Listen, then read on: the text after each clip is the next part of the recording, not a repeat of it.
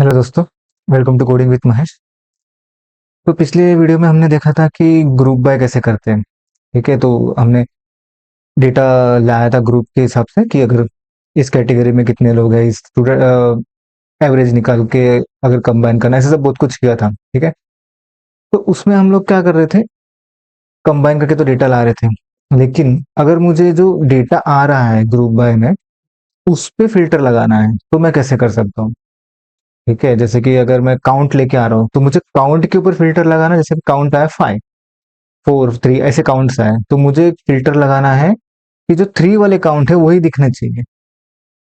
तो वो मैं कैसे करूँ? तो उसके लिए तो मुझे कुछ सिंटैक्स है ही नहीं मेरे पास। मैं तो वेयर से जो एक्चुअल कॉलम्स है उस पे लगा पा रहा हूँ, लेकिन मुझे अगर जो रिजल्ट आ रहा है उस पे लगाना है तो मैं क्या करूँ, है ना? तो वो केस में मैं यूज कर सकता हूँ हैविंग।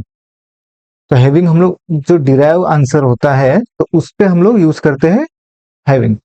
तो इसका डेफिनेशन कैसा लिखा है कि filters groups created by group by. ठीक है, यानी कि जो ग्रुप मतलब कि जो आंसर आया था अपना डिराइव जो फील्ड था उसके ऊपर अगर हमें कुछ फिल्टर करना है तो हम हैविंग यूज कर सकते हैं। ओके, तो अभी समझो, show classes with more than 10 student, यानी कि हमारे पास रिजल्ट आया था काउंट का कि सपोज जो भी क्लासेस है जहां पे भी 10 स्टूडेंट वाले होंगे उसके ऊपर हमें फिल्टर लगाना। ओके, तो वहां पे हम लोग हैविंग कर सकते हैं। तो इसका सिंटेक्स ऐसा रहता है, सिलेक्ट कॉलम जो भी होगा, एग्रीगेट फंक्शन लगाएंगे हम लोग, फिर हम लोग करेंगे ग्रुप बाय। ओके, और जब ग्रुप बाय का जो आंसर होगा उसके ऊपर वो हैविंग कंडीशन लगने वाली है, यानी कि group by column having condition. ठीक है, तो इसको यहाँ पे इतना नहीं समझ रहा है, हम लोग जब वर्क बेंच में देखेंगे तो ज्यादा समझ में आएगा। ओके, चलो मान लेते तो अपने पास ये स्टूडेंट टेबल था। तो अभी इसमें कुछ डेटा है, तो हमने इस पे बहुत कुछ करके देखा, जैसे सिटी से करके देखा था, एज से करके देखा था। अभी मैं इसी को वापस से अगर वो लिखता हूँ क्वेरी, जैसे मैं सपोज सिटी से करता हूँ, तो ये वीडियो समझने के लिए तुम्हें ग्रुप बाय पहले आना चाहिए। ठीक है, तो वो देख लेना पहले।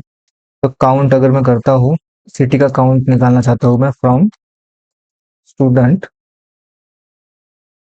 तो हम लोग कैसे कर रहे थे, ग्रुप बाय लिख रहे थे। ठीक है, ग्रुप बाय सिटी। तो हमें क्या आंसर मिल रहा था कि मुंबई के 4 है, पुणे के 1 है, नल है, नासिक के 1, ऐसा हमें आंसर मिल रहा है।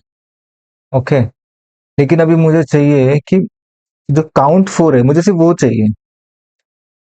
अभी तो यहाँ पे ठीक है, यहाँ पे मुंबई है तो मैं लिख सकता हूँ यहाँ पे where city equal to Mumbai, यहाँ पे हो जा रहा है। अगर सपोज दोनों में होता तो क्या कर सकते, अगर और एक नासिक में भी अगर 4 आते हैं, पुणे में भी 4 आते हैं, तो क्या कर सकते थे इस केस में, है ना? तो उस केस में हमें लिखना, तो हम लोग ऐसा यहाँ पे वेयर नहीं लिख सकते, यहाँ पे वेयर नहीं लिख सकते ऐसा। ठीक है, तो इसके लिए हम लोग को लिखना पड़ता है हैविंग। एक काउंट फंक्शन को करना चाहते हैं ना, काउंट की वैल्यू को, तो मैं इसको एज ए एक नाम दे देता हूँ ताकि वो बार बार लिखना ना पड़े हमें। तो एज ए मैं स्टूडेंट काउंट दे देता हूँ, स्टूडेंट काउंट। तो इस कॉलम को मैं यहाँ यूज करूंगा, having student count equal to 4। तो अभी क्या होगा इससे, सिर्फ मुंबई का वैल्यू आएगा क्योंकि मैंने काउंट इक्वल टू 4 दिया। वही अगर मैं ऐसे कुछ और कंडीशन भी लगा सकता हूँ, जैसे कि ग्रेटर देन 4 लिख देता हूँ सपोज, तो क्या आएगा, कुछ नहीं आएगा क्योंकि डेटा था ही नहीं। तो ये हैविंग यहाँ पे ऐसे कॉलम्स में लगता है जहाँ पे हम लोग कुछ वैल्यूज निकाल के यूज करने वाले होते हैं। ठीक है, तो भी और एक एग्जांपल से भी देख सकते हैं इसको, जैसे अपने पास और क्या है,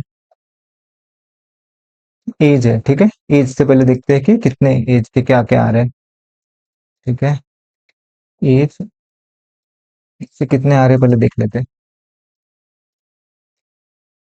हाँ, तो यहाँ पे देखो अभी क्या क्या है, 15 के कितने हैं, 2 है, 14 एज के 2 है, 16 के 1 है, 13, ऐसे दो दो कॉलम्स के आगे। तो मैं जो दिखाना चाहता था, अगर मैं सपोज यहाँ पे लिखता हूँ वेयर एज इक्वल टू 15, अगर मैंने लिखा, मुझे दिख गया 15 के 2 है, मैंने लिख दिया 15, तो अभी क्या हो जाएगा, यहाँ पे 15 वाले मिल गए।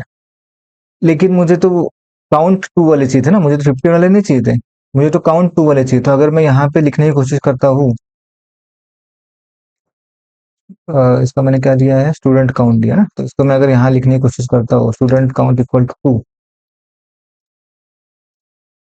तो ये एरर दे रहा है अननोन कॉलम करके, ऐसा कुछ क्वेरी है ही नहीं, क्योंकि जो वेयर कहाँ काम करेगा, वेयर एक्चुअली काम करेगा जो कॉलम का टेबल का जो कॉलम है उस पे काम करेगा।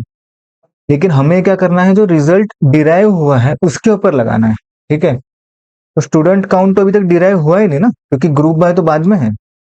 जब ग्रुप बाय से आंसर आएगा उसके बाद हम लोग उस पे कैलकुलेशन करने वाले हैं। जो जो फील्ड हो ही नहीं है, जिसके आंसर मतलब जिसका वैल्यू निकला ही नहीं है, उस पे हम लोग पहले से ही कैसे कंडीशन लगा दें, समझ रहे हो? तो इसके लिए ग्रुप यहाँ पे वेयर वो काम नहीं करता है, इसकी वजह से हमें यहाँ पे लगाना पड़ता है हैविंग, जो कि ग्रुप बाय के बाद आता है। हैविंग क्या नाम है इस कॉलम का, स्टूडेंट काउंट। और अगर मैं ग्रेटर देन 1 कर दूं तो जो भी रहेंगे वो आने चाहिए यहाँ पे। ठीक है, आ गए जो भी थे, समझ गया? तो एक छोटा सा कॉन्सेप्ट था ये, लेकिन ये ग्रुप बाय के साथ ही लगेगा, तो इसको समझना अच्छे से। पहले ग्रुप बाय देखना फिर ये देखना, तभी समझ में आएगा।